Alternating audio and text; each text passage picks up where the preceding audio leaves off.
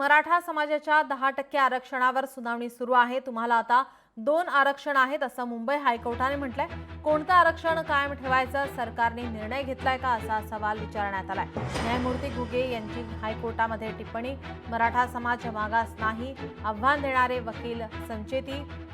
मराठा समाजाला देण्यात आलेल्या 10% आरक्षणाच्या विरोधातील याचिकेवर हायकोर्टामध्ये सुनावणी पार पडते। हैदराबाद गॅजेटच्या आधारे मराठा समाजाला कुणबी जात प्रमाणपत्र देण्याचा अधिकृत GR राज्य सरकारने काढला। मात्र मराठा समाजाला आर्थिक व सामाजिक मागासलेपणाच्या निकषावर 10% आरक्षण याआधीच देण्यात आलंय। एकाच समाजाला 2 निकषांवर आरक्षण देता येते का हा मुद्दा यामुळे उपस्थित झालेला आहे। तुम्हाला आता 2 आरक्षण आहेत असं मुंबई हायकोर्टाने म्हटलंय। कोणतं आरक्षण कायम ठेवायचं सरकारने निर्णय घेतला का अशी टिप्पणी करण्यात आली आहे। न्यायमूर्ती घुगे यांची हायकोर्टात टिप्पणी, मराठा समाज मागास नाही, आव्हान देणारे वकील संचेती।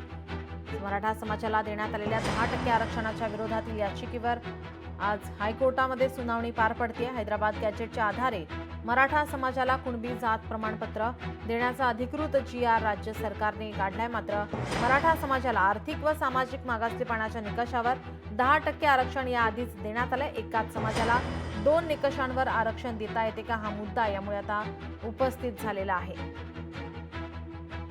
न्यायमूर्ती घुगे यांनी हायकोर्टामध्ये टिप्पणी केलेली आहे। मराठा समाजाच्या 10% आरक्षणावर सुनावणी सुरू आहे।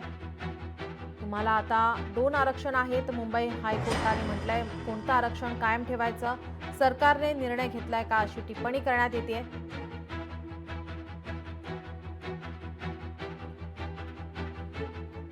न्यायमूर्ती घुगे यांची हायकोर्टात टिप्पणी करण्यात येत आहे।